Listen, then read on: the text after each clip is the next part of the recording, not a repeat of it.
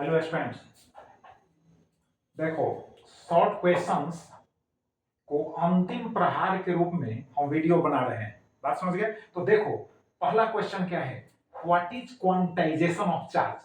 कितने बार बतला चुके हैं what is quantization of charge. तो सिंपल सेंटेंस हम यहाँ यूज किए हैं। अब आपका ड्यूटी है, अगर यह क्वेश्चन आता है एग्जाम में तो हम तो शॉर्टकट में यहाँ डिस्क्राइब किए हैं।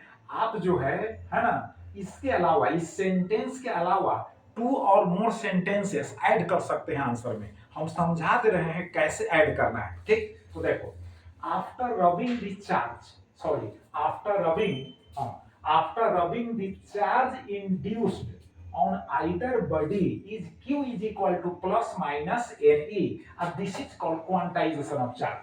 तो हम देखो वेरी सिंपल सेंटेंस को बतला दिए, लेकिन आपको लिखना होगा एग्जाम में तो 2 और 3 सेंटेंसेस कम से कम लिखिएगा। तो देखो फिर से समझो, आफ्टर रबिंग, रगड़ने के बाद, after rubbing the charge induced on either body, the charge induced on either body is q is equal to plus minus ne and this is called quantization of charge। अब इसको describe करना होगा तो देखो q तो charge है, n जो है नंबर ऑफ इलेक्ट्रॉन्स है, यानी नंबर ऑफ फ्री इलेक्ट्रॉन्स है।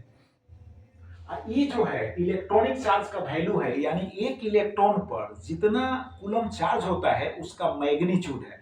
आप जानते हो कि इलेक्ट्रॉन पर जो चार्ज होता है वह निगेटिव होता है और उसका मैग्नीट्यूड जो है 1.6 into 10 to the power -19 coulomb के बराबर होता है। तो यहां हो गया एक इलेक्ट्रॉन पर जो चार्ज है उसका मैग्नीट्यूड हो गया। अब प्लस माइनस शो कर रहा है कि जब 2 बॉडीज को रब करते हैं तो एक बॉडी जो है पॉजिटिवली चार्ज हो जाता है तो दूसरा बॉडी निगेटिवली चार्ज हो जाता है। तो हम एक साथ जब चार्ज को रिप्रेजेंट करते हैं तो Q is equal to plus minus Ne लिखते हैं। तो क्वांटाइजेशन का मतलब समझो, Q is equal to plus minus Ne। अगर सेंटेंस न उस समय याद आ रहा हो तो ऐसे भी लिख देना यार, Q is equal to plus minus Ne is called, Q is equal to plus minus Ne is called quantization of charge, where N is equal to number of free electrons, E is equal to value of charge on an electron। Clear हो गया? तो इससे भी काम चल जाएगा। Next देखो, अब देखो एक चीज और समझो, अगर बहुत सारे क्वेश्चन हम नहीं भी लिखे हैं तो उनको हम समझा दे रहे हैं कैसे आंसर देना। अगर पूछता है state Coulomb's law, scalar form में पूछता है जनरली, तो कूलम्स लॉ पूछता है तो सिंपल फॉर्मूला तो याद है यार, F is equal to 1/4 pi epsilon naught Q1 Q2 upon R square. तो अगर फॉर्मूला याद है तो F is equal to 1/4 pi epsilon naught Q1 Q2 upon R square. Is call लगा दो, उसमें क्या लगा देना है, is call Coulomb's law. This is the scalar form of Coulomb's law, लिख दीजिए this is the scalar form of Coulomb's law. Clear हो गया? तो ये कूलम्स लॉ हो गया। और नहीं तो दूसरे तरह से भी आप लिख सकते हो, ऐसे हम बोल सकते हैं कि, है ना, देखो the force that is the electric force, है ना, द इलेक्ट्रिक फोर्स और the electrostatic force or the Coulomb force between 2 point charges in vacuum is F is equal to 1/4 pi epsilon naught Q1 Q2 by R square। It is called, this is called, जो लिखना है लिख लो, Coulomb's law. Clear? तो उससे तो बढ़िया यही है कि F is equal to 1/4 pi epsilon naught, है ना, Q1 Q2 by R square is called Coulomb's law. Actually यह तो कूलम्स क्या है, फोर्स है, लेकिन फोर्स आया कहां से, तो लॉ से ही तो फोर्स आता है। बात समझ में आ रही है कि नहीं? अब देखो नेक्स्ट क्वेश्चन पर आते हैं। देखो कहता है right the properties of electric charge. तो 3 प्रॉपर्टीज याद रखो, additivity of charge, quantization of charge, just बताएं। और थर्ड में क्या लिखोगे, कंजर्वेशन ऑफ चार्ज, यानी additivity of charge, quantization of charge, फिर कंजर्वेशन ऑफ चार्ज। उसके बाद देखो what is electric potential. Electric potential simple है, एकदम सिंपल। अब उतना डिटेल में नहीं लिखना है। देखो वर्क अपॉन टेस्ट चार्ज, अब हम लिख देंगे W/Q0 लिख दिए, is equal electric potential. Simple याद रखो, वहां और सेंटेंस ऐड कर लेना। अब देखो वर्क बाय चार्ज और W/Q0 इज इक्वल क्या होगा, electric potential. It is also, है ना, इक्वल टू क्या होगा, 1/4 pi epsilon naught Q/R। Its unit is volt लिख सकते हो। और 1 volt is equal to 1 joule by coulomb होगा। कहोगे कैसे? तो वर्क बाई चार्ज जिसका फॉर्मूला है, तो वर्क का ऐसा यूनिट क्या होता है? जूल होता है। चार्ज का कूलम होता है, तो जूल बाई कूलम को ही तो वोल्ट कहते हैं। क्लियर हो गया? अब देखो नेक्स्ट क्वेश्चन है, व्हाट इज इक्विपोटेंशियल सरफेस? नाम में ही आंसर छिपा हुआ है, नाम में ही छिपा हुआ। अगर यह क्वेश्चन आ जाए और तुम छोड़कर चले आओ, है ना, तो तुमसे बड़ा बेवकूफ कौन होगा यार। नाम है इक्विपोटेंशियल सरफेस। इक्वी मतलब क्या होगा? इक्वल। इलेक्ट्रिक फील्ड में, है ना, जिस सरफेस पर इक्वल पोटेंशियल होगा, इक्वल पोटेंशियल होगा, उसी को इक्विपोटेंशियल सरफेस कहेंगे। तो हम लिख दिए हैं, देखो यहाँ, ए सरफेस इन एन, है ना, electric field, a surface in an electric field having equal, है ना, हैविंग इक्वल पोटेंशियल, है ना, इज कॉल्ड, हो गया। एट एवरी पॉइंट भी लिख सकते हो, एट एवरी पॉइंट भी लिख सकते हो। तो ये surface in an electric field having equal potential is called equipotential surface. Clear हो गया? Is called equipotential surface. अब क्या करो, एक पॉइंट पर प्लस क्यू चार्ज पुट कर दो और उसके अराउंड में, है ना, उसके अराउंड में स्फीयर ड्रॉ कर दो। अब बहुत सारे स्फीयर्स ड्रॉ कर सकते हो, कंसेंट्रिक स्फीयर्स, सेंटर एक ही है, और बहुत सारे स्फीयर्स, तो 2 स्फीयर्स ड्रॉ कर लो, ठीक है। और सेंटर पर प्लस क्यू चार्ज रखते हो, तो दोनों जो स्फीयर्स ड्रॉ करोगे, समझ गए, उनमें से प्रत्येक जो होगा इक्वी पोटेंशियल सरफेस होगा। Clear cut? Equi potential, 1 minute, equi potential surface होगा। बात समझ गए? अब देखो उसके बाद जो है नेक्स्ट क्वेश्चन कहता है डिफाइन चार्ज डेंसिटी। अब चार्ज डेंसिटी में क्या है कि देखो, लीनियर चार्ज डेंसिटी होता है, सरफेस चार्ज डेंसिटी होता है, वॉल्यूम चार्ज डेंसिटी होता है। तो लीनियर चार्ज डेंसिटी को डिफाइन करने के लिए पूछता है, तो लिख सकते हो charge upon length is called, charge by length is called, याद रखो, charge by length is called linear charge density. Lambda is equal to हो जाएगा D Q by D L लिख दो, यूनिट लिख दो कूलम बाई मीटर लिख दो। नेक्स्ट कहता है सरफेस चार्ज डेंसिटी। तो सरफेस चार्ज डेंसिटी में क्या होगा? Charge upon area. Charge upon क्या होगा? Area. Charge upon area is equal लिख दो, है ना, सरफेस चार्ज डेंसिटी। अब फॉर्मूला लिख दो, sigma is equal to D Q by D A, या D Q by D S भी लिख सकते हो, कोई प्रॉब्लम नहीं। D Q by D S भी लिख सकते हो। यूनिट होगा coulomb by metre square, coulomb by metre square. और पूछेगा, है ना, वॉल्यूम चार्ज डेंसिटी, तो चार्ज अपॉन क्या होगा? Charge upon volume is equal volume charge density हो गया। Therefore rho is equal to D Q by D भी लिख दो, यूनिट लिख दो coulomb by metre cube. Clear हो गया? नेक्स्ट देखो डिफाइन इलेक्ट्रिक फ्लक्स। तो कई बार बतला चुके हैं, EDS cos theta, EDS cos theta, EDS cos theta. तो phi is equal to vector E dot vector DS is equal to EDS cos theta. Is equal का तो मास्टर है तुम, इज इक्वल यार इलेक्ट्रिक फ्लक्स, ऐसा unit newton metre square पर coulomb. बात समझ गए? इजी है। अब देखो अगर पूछता है, साथ साथ जो नहीं मेंशन की है उसको भी समझाते चल रहे हैं। देखो principal of superposition of electric force पूछ दे, चाहे principal of superposition of electric field पूछ दे, तो कुछ नहीं करना है। जैसे ही कहे कि प्रिंसिपल ऑफ सुपरपोजिशन ऑफ, है ना, इलेक्ट्रिक फोर्सेस, तो फोर्सेस रहेगा इलेक्ट्रिक फोर्सेस, तो वेक्टर एफ लिखना। तुम क्या करना? वेक्टर फोर्सेस है, तो इसका मतलब है बहुत सारे फोर्सेस को जोड़कर नेट फोर्स हमको प्राप्त करना है, और उसी का नाम ना सुपरपोजिशन है यार। तो vector F is equal to vector, ठीक, एफ 0 1 लिख देना नीचे, प्लस वेक्टर एफ 0 2 लिख देना, प्लस 100 लिख देना, इज इक्वल लिख देना, है ना, is equal the principal of superposition of electric forces. Clear हो गया कि नहीं? आधा जो सेंटेंस का पार्ट है वो तो क्वेश्चन में लिखा हुआ है यार बुर्बक। अब समझ में आया? अगर पूछता है कि principle of superposition of electric fields, अरे बुर्बक, तो नेट फील्ड जो होगा vector E is equal to vector क्या होगा? वेक्टर क्या होगा बोलो? E1 हो जाएगा प्लस वेक्टर E2 हो जाएगा, सो ऑन, इज इक्वल लिख दो, है ना, principal of superposition of electric fields. Clear हो गया?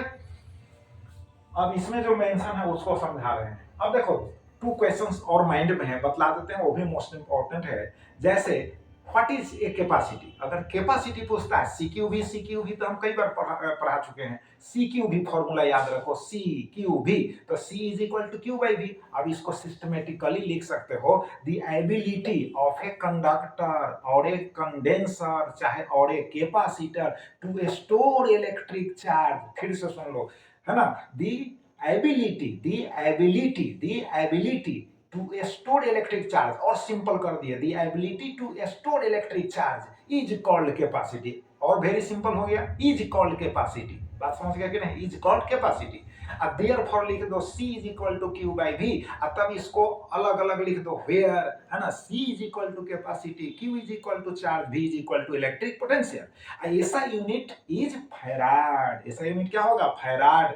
अब कह देगा मिली फैराड किसका यूनिट ऑब्जेक्टिव में, तो मिली फैराड भी कैपेसिटी का यूनिट है। कह देगा माइक्रो फैराड किसका यूनिट है, तो कैपेसिटी का यूनिट है। कह देगा पिको फैराड किसका यूनिट है, तो कैपेसिटी का यूनिट है।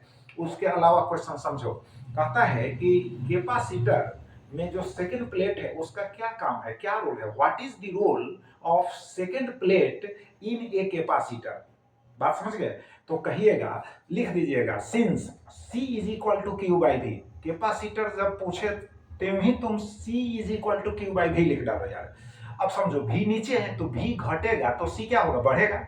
अरे डिनोमिनेटर है V, तो V घटेगा तो C क्या होगा, बढ़ेगा। तो अब समझ लो, सेकंड प्लेट है ना, सेकंड प्लेट रिड्यूस मतलब कम कर देता है, सेकंड प्लेट है ना ऑफ ए कैपेसिटर, आधा जो सेंटेंस का पार्ट है वो क्वेश्चन में से खींच दो, कहो, लिखो कि second plate of a capacitor reduces the potential और द वोल्टेज, ना पोटेंशियल दिमाग में घुसे तो वोल्टेज लिख देना, वोल्टेज ऑफ फर्स्ट प्लेट। बात समझ गए, फर्स्ट प्लेट के वोल्टेज को, पोटेंशियल को घटा देता है, सो कैपेसिटी इज इंक्रीज्ड, कैपेसिटी बढ़ जाता है। बात समझ गए कि नहीं। फिर पूछता है कि वान डी ग्राफ जनरेटर में जो बेल्ट होता है वह इंसुलेटिंग मटेरियल का बना होता है, मतलब the belt used in a 1D graph generator is made up of insulating material, why, यानी इंसुलेटर का बना होता है, क्यों, तो लिख देना because the insulating material can store the electric charge, it means electric charge given to that material does not spread, जो चार्ज उस पर दिया जाता है वह स्प्रेड नहीं होता है, यानी फैलता नहीं है। इसका मतलब है कि इंसुलेटिंग मटेरियल चार्ज को स्टोर करके रखता है। अब समझ गए कि नहीं। अब चलो, अब आ जाओ फिर बोर्ड पर, देखो अब इसके बाद जो है बतला रहे हैं आपको। हाँ, एक के क्वेश्चन और माइंड में आया, वह क्या है, relative permittivity and dielectric constant, याद ही होगा, तो शुरू में पढ़ना है। रिलेटिव परमिटिविटी यानी epsilon R is equal to F O by F M, और डाइलेक्ट्रिक कांस्टेंट पूछे तो उसको भी लिखो capital K is equal to F O by F M, दोनों का फॉर्मूला सेम है, डिफिनेशन भी सेम है। बात समझ गए, यानी F O by F M, इतना भी लिख सकते हो ना यार, F O by F M is equal लिख दो, रिलेटिव परमिटिविटी लिख दो, चाहे डाइलेक्ट्रिक के कांस्टेंट पूछता है तो डाइलेक्ट्रिक कांस्टेंट लिख दो, सेंटेंस नहीं भी याद है तो काम चल जाएगा। F O by F M पूर्वक, F O by F M is equal relative permittivity और डाइलेक्ट्रिक कांस्टेंट। अब जान लो, डाइलेक्ट्रिक कांस्टेंट एयर के लिए, वैक्यूम के लिए 1 होता है, इसका वैल्यू वाटर के लिए 80 होता है, और मेटल्स के लिए इन्फिनिटी होता है। क्लियर कट हो गया, बात समझ गए। अब चलो, अगर डाइलेक्ट्रिक स्ट्रेंथ पूछता है, व्हाट इज डाइलेक्ट्रिक स्ट्रेंथ तो समझते हो भैया, डाइलेक्ट्रिक का स्ट्रेंथ यानी डाइलेक्ट्रिक स्ट्रेंथ का मतलब है कि value of electric field applied, है ना, to a dielectric substance without electric breakdown is called dielectric strength. बात समझ गए, यानी जो इलेक्ट्रिक फील्ड अप्लाई किया जाता है डाइलेक्ट्रिक मटेरियल पर विदाउट इलेक्ट्रिक ब्रेकडाउन, मतलब बिना इलेक्ट्रिक ब्रेकडाउन के, बात समझ गए, तो वह इलेक्ट्रिक फील्ड जो होगा जो अप्लाई किया जाएगा उसी को कहेंगे dielectric strength. E is equal to V by क्या होगा, D, E is equal to V by D, E is equal to V by D, और V का वोल्ट और D डिस्टेंस तो मीटर, तो वोल्ट पर मीटर यूनिट हो जाएगा। अब नेक्स्ट क्वेश्चन चलो यहाँ पर इलेक्ट्रिक फ्लक्स हो गया, व्हाट इज रेसिस्टिविटी और स्पेसिफिक रेसिस्टेंस। तो देखो R is equal to rho L by A, याद है। अब इसी फॉर्मूला से आ जाएगा rho is equal to R into A by L, और वो मीटर इसका यूनिट होता है। आई इज इक्वल के तो मास्टर हो गया स्पेसिफिक रेसिस्टेंस। क्लियर हो गया कि नहीं। अब इसको एक और सेंटेंस अगर लिखना चाहोगे तो ऐड कर सकते हो। अब देखो define conductance and conductivity. Conductance जो होगा रेसिस्टेंस का उल्टा, तो the reciprocal of resistance is called conductance. चाहे 1 by resistance is called conductance, और 1 by resistivity is called conductivity, 1 by resistivity is called conductivity, 1 by resistivity is called conductivity. उल्टा हो गया कंडक्टिविटी रेसिस्टिविटी का, यूनिट उल्टा लिख दो, काम खत्म। अब देखो नेक्स्ट है define drift velocity, current density and mobility. भाई तो देखो ड्रिफ्ट वेलोसिटी, अरे भाई आप करंट से रिलेटेड टॉपिक पढ़ रहे हो तो ड्रिफ्ट वेलोसिटी किसका होगा, फ्री इलेक्ट्रॉन का होगा। अरे कंडक्टर में फ्री इलेक्ट्रॉन्स में वाइब्रेट करता है यार। तो अब लिख सकते हो द एवरेज है ना velocity of an electron in a conductor. कहां, इन ए कंडक्टर पढ़ रहे हो, current electricity in a conductor is called drift velocity.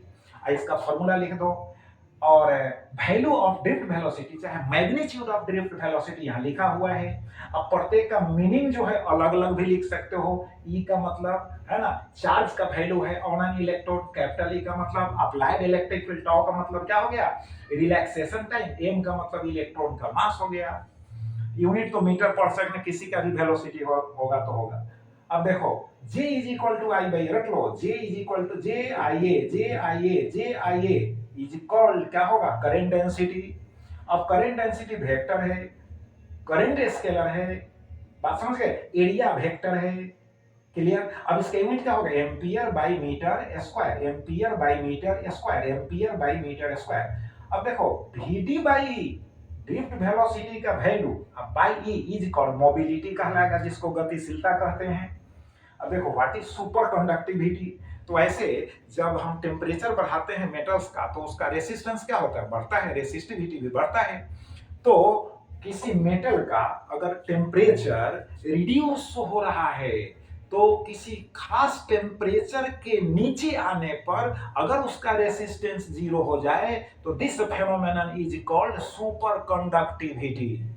जो मेटल ऐसा नेचर शो करेगा, प्रॉपर्टी शो करेगा, उसको सुपर कंडक्टर कहेंगे।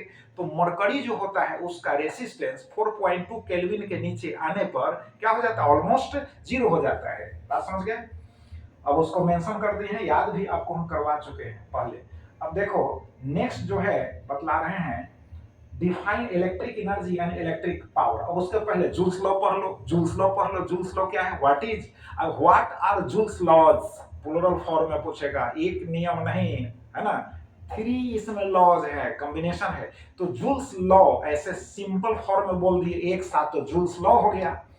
तो देखो जूल्स लॉ अगर कहता है ना, तो देखो याद रखना H is equal to I square R T. तो जूल्स लॉ हो गया, अलग अलग करेंगे तो जूल्स लॉज हो जाएगा, H is proportional to I square हो जाएगा, H is proportional to R हो जाएगा, H is proportional to T हो जाएगा। बात समझ में आ रही है। एक साथ बोलेंगे तो जूल्स लॉ को है ना H is equal to I square R T, याद रखना H is equal to I square R T is equal Joule's law हो गया। H is equal to I square R T is equal Joule's law. बात खत्म। अब समझो, इसको समझना है तो when current passes through a conductor then है ना the conductor becomes hot, becomes warm। जब करंट पास करता है कंडक्टर से तो कंडक्टर गर्म हो जाता है। इट मींस हीट इज है ना generated, heat is formed, heat is created. बात समझ गए। इन दी है ना heat is created in the form of H is equal to I square R T, I square R T के रूप में हीट जनरेट होता है। बात समझ गए। अब this is called Joule's law. इसी एनर्जी को हम लोग कहते हैं electric energy, because you know that electric energy is defined as heat produced. Electric energy is defined as heat produced. तो H को हटा दो, I इज इक्वल टू लिख दो I square R T, I is equal के तो master हो तुम तो लिख दोगे इलेक्ट्रिक एनर्जी। बात समझ गए कि नहीं। लिख देना SI unit of energy is joule. अब बात समझ गए कि नहीं। पावर क्या होता है, तो पावर इज इक्वल टू ना जानते हो work by time, work by time. और वर्क बाय टाइम न याद रहे तो वोल्टेज गुना करंट याद रहेगा, voltage into current, voltage into current is called electric power. तो P is equal to V I, याद रखो P is equal to V I. बात समझ गए, एकदम सिंपल फॉर्म में। पावर का ऐसा यूनिट क्या होगा, वाट होगा। पावर का ऐसा यूनिट क्या होगा, वाट होगा। पावर का ऐसा यूनिट क्या होगा, वाट होगा। देखो व्हाट इज फ्यूज, ए लड़का, फ्यूज क्या है, वायर ही तो है, तार ही तो है, कंडक्टर ही तो है, इतना भी नहीं लिख सकते। फ्यूज क्या है, तो इट इज क्या है, वायर, वायर है। अब इट्स रेसिस्टेंस क्या होता है, रेसिस्टेंस मतलब प्रतिरोध। It's resistance is high but melting point is low, तुरंत गल जाता है। प्रबल धारा है ना, लार्ज करंट जब सर्किट में आता है तो पहले वही मेल्ट हो जाता है। और जितने भी डिवाइसेस यूज्ड हो रहे हैं, बात समझ गए, हाउस में, वे सभी प्रोटेक्ट हो जाते हैं, सुरक्षित हो जाते हैं। बात समझ गए। जैसे देखो, टीचर एक कैंडल के समान है जो खुद जलता है और दूसरों को प्रकाश देता है। बात समझ गए। तो फ्यूज का वही हाल है, खुद मेल्ट हो जाता है, खुद टूट जाता है, लेकिन सर्किट में जो भी सर्किट से डिवाइस लगे हुए हैं उनको, उनके लाइफ को बचाता है। बात समझ में आ गया होगा। चलो अब उसके बाद जो है कहता है व्हाट इज लॉरेंज फोर्स। अरे यार इसको याद रखो formula, vector F is equal to Q into vector E plus vector V cross vector B. I is equal के मास्टर हो लॉरेंज फोर्स, यानी चार्ज, जो चार्ज पार्टिकल है, समझ गए, उस पर जो इलेक्ट्रिक फोर्स वर्क करता है, जो मैग्नेटिक फोर्स वर्क करता है, दोनों फोर्स का जो सम हुआ, दोनों फोर्सेस का जो सम हुआ, उसी को हम लॉरेंज फोर्स कहते हैं। नेक्स्ट क्वेश्चन देखो, right Fleming's left hand and right hand rules. अब फ्लेमिंग कितना बार बतलाए, अरे यार force field current, force field, ऐसे इतना पोर्शन का तुम है ना फिगर बना लेना कॉपी में। ये जो थंब है, थंब इंडिकेट करेगा फोर्स, तो ये फोर फिंगर क्या हो गया, फोर्स फील्ड, मैग्नेटिक फील्ड, कौन फील्ड, मैग्नेटिक फील्ड। ये हो गया current, force field current is called Fleming's left hand rule. और राइट हैंड में क्या होगा, है ना, ऐसे फिगर बना लो, ऐसे परपेंडिकुलरली रखते हुए फिगर बना लो राइट हैंड का, पाम का इतना का, ठीक है। इसमें फोर फिंगर है ना, ये थंब हो गया, ये सेंट्रल फिंगर है, इन्हीं तीनों का रोल है। तो मोशन फील्ड करंट, मोशन हो गया, ये हो गया मैग्नेटिक फील्ड हो गया, ये इंड्यूस्ड करंट हो गया। इसका यूज कहाँ, जनरेटर में। बात समझ गया कि नहीं। ये फोर्स फील्ड जो करंट कहे हैं, जो लेफ्ट हैंड रूल है, जब कोई कंडक्टर जिसमें करंट फ्लो हो रहा है, अगर वह मैग्नेटिक फील्ड में रखा हुआ है, तो मैग्नेटिक फील्ड के द्वारा उस पर जो फोर्स अप्लाई होगा उसके डायरेक्शन को शो करने के लिए इसका यूज होता है। क्लियर हो गया। अब देखो, describe Seebeck effect and Peltier effect. याद ही होगा सीबेक इफेक्ट, कई बार चर्चा किए हैं, डिस्कस किए हैं। सीबेक इफेक्ट में भाई, अरे भाई, टू मेटल्स का हम वायर लेते हैं और उनको जोड़ देते हैं, एक जंक्शन को है ना हॉट वाटर में और दूसरे जंक्शन को आइस के कांटेक्ट में रखते हैं, तो हॉट जंक्शन से करंट का फ्लो कोल्ड जंक्शन की ओर होता है। नोट्स में भी होगा, कॉपी में भी होगा। तो जब हॉट जंक्शन से करंट का फ्लो होता है कोल्ड जंक्शन की ओर, इसका मतलब पोटेंशियल में डिफरेंस क्रिएट होता है।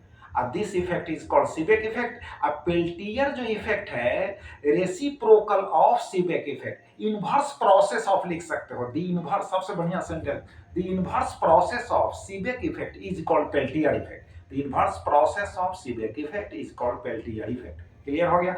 अब जैसे कार्बन रजिस्टर अगर पूछता है, तो हम ऑब्जेक्टिव जो क्वेश्चन डिस्कस किए हैं करंट से रिलेटेड, उसमें मेंशन कर चुके हैं यार, कार्बन रजिस्टर के बारे में मेंशन कर चुके हैं। तो एक एग्जांपल बना दीजिए, एक एग्जांपल के रूप में डायग्राम बना दीजिए और साथ साथ मेंशन कर दीजिए। कार्बन रजिस्टर तो कार्बन का ना बना होगा, it size is very small, सब कुछ उसमें मेंशन कर चुके हैं। बात समझ गए। और उसका कलर कोड जो है जरूर याद कर लीजिएगा, क्योंकि है ना कार्बन रजिस्टर से रिलेटेड है ना कलर कोड जो है ऑब्जेक्टिव क्वेश्चन में आ सकता है। क्लियर हो गया। नेक्स्ट देखो, डिफाइन रिएक्टेंस एंड इंपीडेंस। हमने लिखा रिएक्टेंस, लेकिन पूछेगा कैपेसिटिव रिएक्टेंस पूछ देगा, नहीं तो इंडक्टिव रिएक्टेंस पूछ देगा और इंपीडेंस पूछ देगा। तो देखो, रिएक्टेंस अगर इंडक्टिव है तो लिखना द इफेक्टिव रेसिस्टेंस इन, है ना, इंडक्टिव सर्किट, कौन circuit? Inductive circuit. Inductive circuit is called, क्या कहलाएगा? Inductive resistance. इंडक्टिव है ना, inductive reactance, sorry inductive reactance कहलाएगा। एक्चुअली यह रेसिस्टेंस ही तो है, प्रतिरोध ही तो है। इसको एक्सल से इंडिकेट करेंगे, X L is equal to omega L. अब फिर लिखना दी effective resistance in capacitive circuit is called capacitive reactance. It is denoted by XC. XC is equal to 1 by omega C. और in LR circuit और in CR circuit और in LCR circuit the effective resistance is called impedance. ये भी resistance है, it is denoted by Z. एगो example दे देना, Z is equal to root over R square plus XL square. हो गया काम खत्म। उसके बाद है देखो व्हाट इज मैग्नेटिक फ्लक्स। अब जैसे तुम पढ़ लिए इलेक्ट्रिक फ्लक्स, तो मैग्नेटिक फ्लक्स ना लिखाएगा, फाई इज इक्वल टू क्या हो जाएगा? Phi is equal to vector B और डॉट वेक्टर डीएस। तो B D S cos theta, B D S cos theta हो गया, बीडीएस cos फाई लिखा गया। हां, बीडीएस cos थीटा होना चाहिए। तो बीडीएस cos थीटा वेबर लिख दिए हैं, क्योंकि मैग्नेटिक फ्लक्स का एसआई यूनिट वेबर होता है। अब मैग्नेटिक फील्ड का एसआई यूनिट टेस्ला होता है। क्लियर हो गया? अब देखो, तो मैग्नेटिक फ्लक्स हो गया। अब what is magnetic dipole moment? अब समझो, जैसे इलेक्ट्रिक डाइपोल मोमेंट होता है उसी तरह से मैग्नेटिक डाइपोल मोमेंट है। कह सकते हो, देखो देखो, ए short bar magnet, A short bar magnet is called magnetic dipole. एक छोटा सा छड़ चुंबक को हम मैग्नेटिक डाइपोल कहेंगे। अब डाइपोल मोमेंट का मतलब क्या हुआ? द प्रोडक्ट ऑफ, है ना, pole strength, either pole strength, दोनों में से प्रत्येक, जैसे एक नॉर्थ पोल होगा तो दूसरा साउथ पोल होगा, तो the product of either pole strength and length of the dipole is called magnetic dipole moment. इसको कैपिटल एम से लिख दो। Capital M is equal to small M हो गया पोल स्ट्रेंथ इनटू 2l हो गया लेंथ। क्लियर हो गया? अब जैसे सपोज कर लो यार, ये हो गया, है ना, ये हो गया, जैसे नॉर्थ हो गया, ये साउथ हो गया, ज्वाइन कर दो, यह लेंथ कितना हो जाएगा? 12 हो जाएगा। अब मोमेंट का डायरेक्शन साउथ पोल से नॉर्थ पोल की ओर होगा। बात समझ गए? साउथ पोल से नॉर्थ पोल की ओर होगा। और जब मैग्नेटिक डाइपोल को यूनिफॉर्म मैग्नेटिक फील्ड में रखते हैं तो उस पर कितना टॉर्क अप्लाई होता है? तो vector torque is equal to vector M cross होगा वेक्टर बी। और जब इलेक्ट्रिक डाइपोल को इलेक्ट्रिक फील्ड यूनिफॉर्म रखते हैं तो उस पर कितना टॉर्क अप्लाई होता है? Vector torque is equal to कितना होता है? Vector P cross vector E. याद रखिएगा। अब देखो नेक्स्ट है व्हाट इज क्यूरीज लॉ। तो Curie's law of ferromagnetic substance का केस है। तो देखो, जब हम टेम्परेचर बढ़ाते हैं फेरोमैग्नेटिक, जैसे iron nickel cobalt are called ferromagnetic substance. Iron nickel cobalt are called ferromagnetic substance. जब टेम्परेचर बढ़ाते हैं फेरोमैग्नेटिक सबस्टेंस का, समझ गए ना, तो उसका नेचर चेंज होने लगता है ना, उसका नेचर पैरामैग्नेटिक सबस्टेंस की ओर मूव कर जाता है। समझ गया कि नहीं? तो एक पार्टिकुलर टेम्परेचर के बाद अगर वह पैरामैग्नेटिक सबस्टेंस में कन्वर्ट हो जाए, समझ गए, तो उस पार्टिकुलर टेम्परेचर को कहते हैं क्यूरीज टेम्परेचर। और उसको टीसी से लिखते हैं, टीसी से लिखते हैं, सॉरी टीसी से लिखते हैं। ठीक, तो उसके लिए मैग्नेटिक ससेप्टिबिलिटी जो होता है, लिखे हैं यहां देख लो, जाई, इसको पढ़ना, जाई, एम लगा दिए हैं, is equal to C by T minus T C. यही टीसी जो है क्यूरीज टेम्परेचर है, और इस फॉर्मूला को कहेंगे क्यूरीज लॉ। तो अगर इसको याद कर लेते हो, ये एब्सोल्यूट टेम्परेचर है, तो T का वैल्यू TC से क्या होगा? बड़ा होगा। T का वैल्यू TC से बड़ा होगा। अब अगर ये फॉर्मूला याद हो गया तो लास्ट में लिख दो इज इक्वल क्यूरीज लॉ। बात समझ गए कि नहीं? तब नीचे लिखोगे C इज इक्वल टू क्या होगा? Curie constant. क्यूरीज कांस्टेंट हो गया, आई क्यूरीज टेम्परेचर हो गया, यह एब्सोल्यूट टेम्परेचर हो गया। अब व्हाट इज लेंज लॉ? कई बार बतला चुके हैं लेंज लॉ। यार लेंज लॉ कितना दिन से बतला रहे हैं लेंज लॉ। तो देखो, the direction of induced current, है ना, the direction of induced current in the closed coil is such that which opposes the cause। यानी closed coil में जो करंट इंड्यूस होता है, बात समझ गए ना, उसका डायरेक्शन उस कारण का विरोध करता है जो उसको प्रोड्यूस करता है। और जब रिलेटिव मोशन होता है बार मैग्नेट एनक्लोज्ड कॉइल में, तो इलेक्ट्रॉन्स को यानी फ्री इलेक्ट्रॉन्स को क्या करना पड़ता है, वर्क करना पड़ता है। जो कॉइल में फ्री इलेक्ट्रॉन्स है उनको वर्क करना पड़ता है, और वर्क डन जो है वह इलेक्ट्रिक एनर्जी में कन्वर्ट हो जाता है। इससे यह क्लियर हो जाता है कि लेंज लॉ जो है एनर्जी कंजर्वेशन के प्रिंसिपल को फॉलो करता है। क्लियर? तो 2 क्वेश्चंस का आंसर यहां हो गया। उसके बाद है what is relative refractive index, light से रिलेटेड है। रिलेटिव रिफ्रैक्टिव इंडेक्स शॉर्टकट में लिख दिया μ2 by μ1 is equal to 1 μ2 is called relative refractive index. μ2 by μ1 is equal to 1 μ2 is called relative refractive index, is called relative refractive index. बात समझ में आ रही है? Is called relative refractive index. अब देखो, अगर एब्सोल्यूट रिफ्रैक्टिव इंडेक्स पूछता है एब्सोल्यूट, तो क्या कहोगे, when a ray of light passes from, है ना, one medium to another then its direction is changed, this phenomenon is called absolute refract, है ना। रिफ्रैक्टिव क्या कहोगे, रिफ्रैक्टिव, है ना, यानी उसको कह सकते हो रिफ्रैक्शन। यहां पर जो हम लिखे हैं what is relative refractive index, देखो what is relative refractive index, यहां इंडेक्स है, तो इसका मतलब है कि μ2 by μ1 is equal to 1 μ2, 1 μ2 is called relative refractive index है। क्लियर हो गया कि नहीं? ऐसे एब्सोल्यूट रिफ्रैक्टिव इंडेक्स एक अलग हुआ, और रिफ्रैक्शन कहता है तो अलग हुआ, तो दोनों को हम समझा दे रहे हैं। पहले रिफ्रैक्शन समझ लो। रिफ्रैक्शन का मतलब हुआ कि when a ray of light passes from one medium to another then its direction is changed, this phenomenon is called refraction. Clear हो गया? अब चलो रिफ्रैक्टिव इंडेक्स एब्सोल्यूट, तो एब्सोल्यूट रिफ्रैक्टिव इंडेक्स को डिफाइन करना है तो कह सकते हो the speed of light, the speed of light in vacuum divided by the speed of light in a medium is called absolute refractive index। Clear हो गया? तो इसको लिखेंगे म्यू से, म्यू बराबर सी बटा भी होगा, तो म्यू बराबर सी बटा भी एब्सोल्यूट रिफ्रैक्टिव इंडेक्स हो गया। यहाँ जो लिखे हैं रिलेटिव रिफ्रैक्टिव इंडेक्स हो गया। स्टोरी जो सुना दी कि लाइट एक मीडियम से दूसरे मीडियम में जाता है तो डायरेक्शन बदलता है, तो वह रिफ्रैक्शन का घटना हो गया, फेनोमेनन। क्लियर कॉन्सेप्ट हो गया? अब देखो, उसके बाद देखो what is dispersion of light, अब इसको समझो। अब यहां पर शॉर्टकट में लिखे हैं, ऐसे समझ लो, तुमको याद ही होगा, 10th क्लास में पढ़ा होगा। What is dispersion of light, तो when a ray of light यानी solar light, when a ray of white light और solar light passes through a prism, then it splits into 7 visible colors. This phenomenon is called dispersion of light। लिख सकते हो, जब, है ना, श्वेत प्रकाश की किरण किसी प्रिज्म से होकर गुजरती है तो 7 रंगों में बंट जाती है, और 7 रंगों का जो पट्टी तैयार होता है, बैंड तैयार होता है, उसको विजिबल स्पेक्ट्रम कहते हैं। बात समझ गए? विजिबल स्पेक्ट्रम कहते हैं।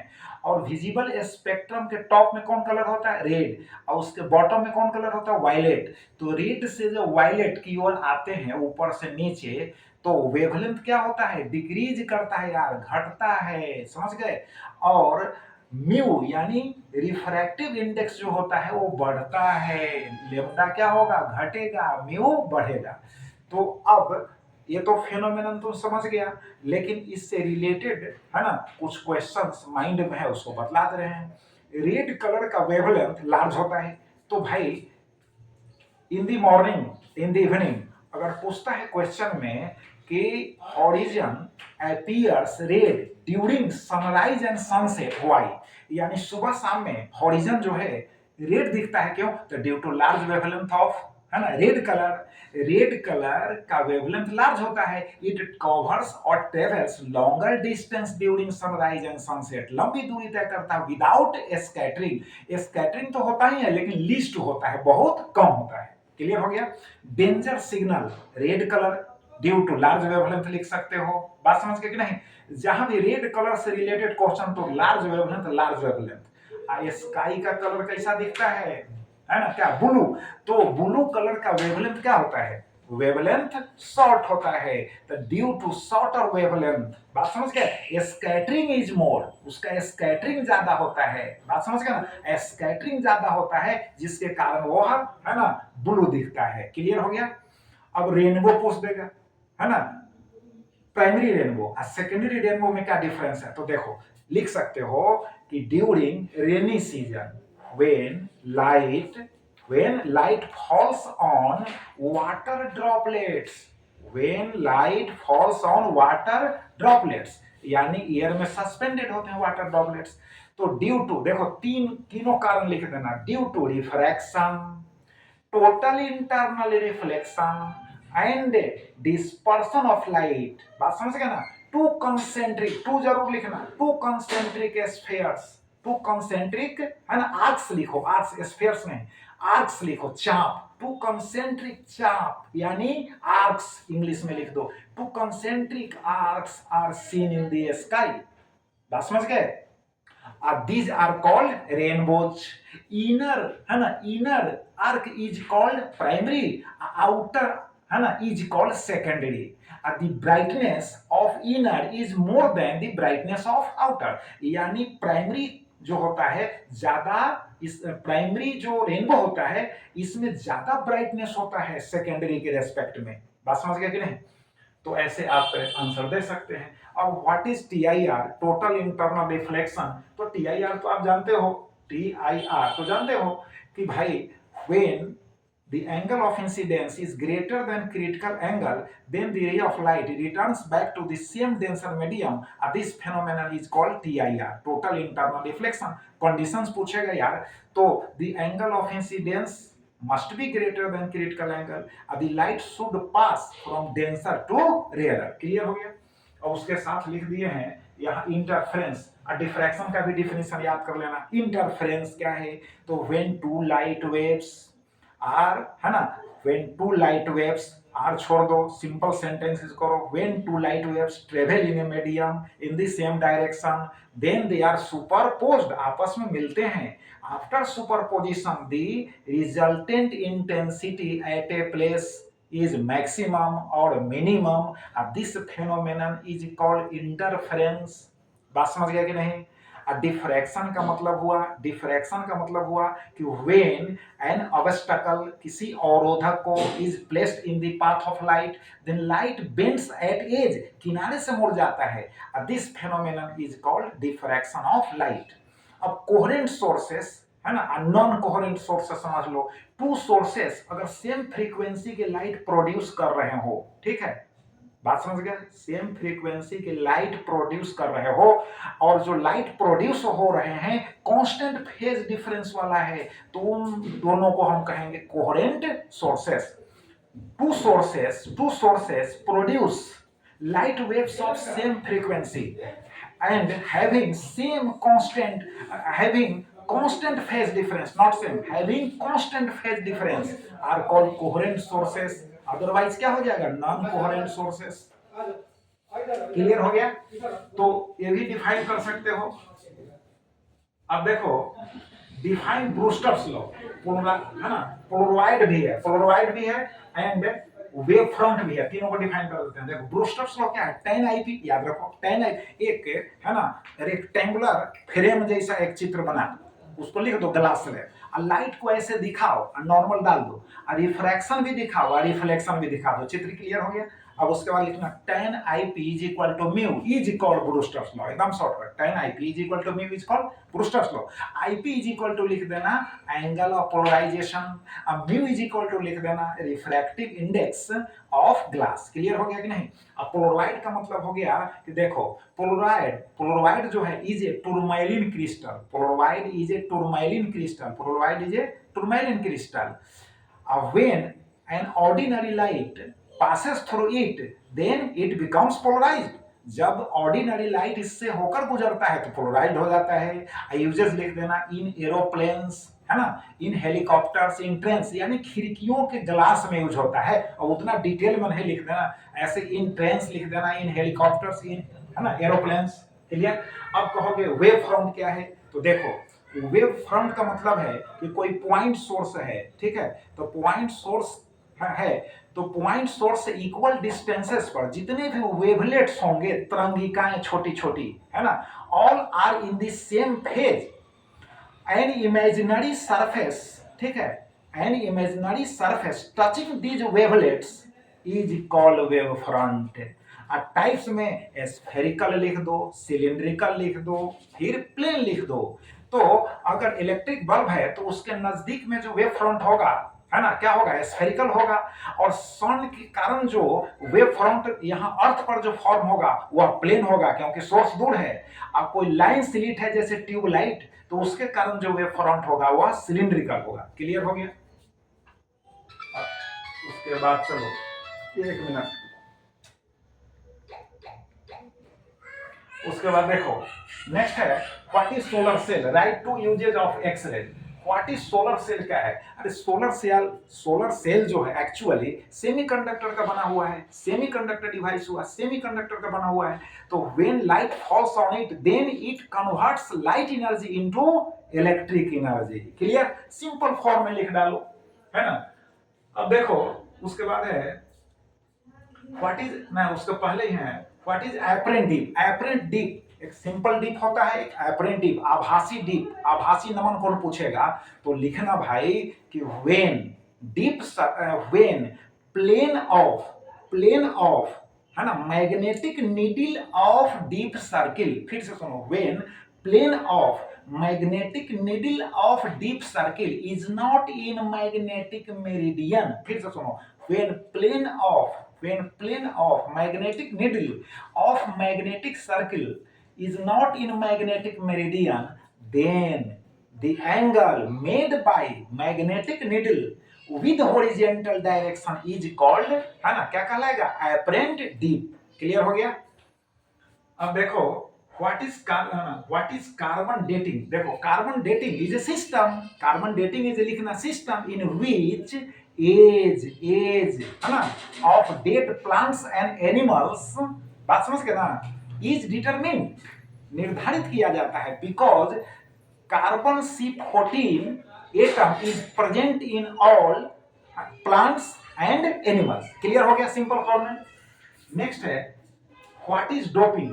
तो देखो जब हम इम्प्योरिटी मिलाते हैं किसमें, प्योर है ना सेमीकंडक्टर में, तो this process is called doping. The process of adding impurity to a pure semiconductor is called doping. Define forward bias and reverse bias, इसको भी समझ लो। जब है ना पीएन जंक्शन के पी पार्ट को बैटरी के है ना पॉजिटिव टर्मिनल से एंड एन पार्ट को निगेटिव टर्मिनल से ऐड कर देंगे तो फॉरवर्ड बायस, और उल्टा ऐड कर देंगे तो रिवर्स बायस हो गया। अब देखो 2 क्वेश्चंस और है। What is modulation. मॉड्यूलेशन का मतलब है कि लो फ्रीक्वेंसी ऑडियो सिग्नल को हाई फ्रीक्वेंसी रेडियो वेव के साथ मिला देंगे, सुपरपोज कर देंगे, तो this phenomenon is called modulation. और टाइप्स में फ्रीक्वेंसी मॉड्यूलेशन लिख दो, amplitude modulation and phase modulation लिख दो। Write two properties of laser light, unidirectional होता है, कोहेरेंट होता है, कोहेरेंट समझ गया ना, एंड लिख सकते हो मोनोक्रोमेटिक लाइट होता है, मोनोक्रोमेटिक लाइट होता है। अब ब्राइटनेस इसमें ज्यादा होता है ना, मोर ब्राइटर होता है, बात समझ गए।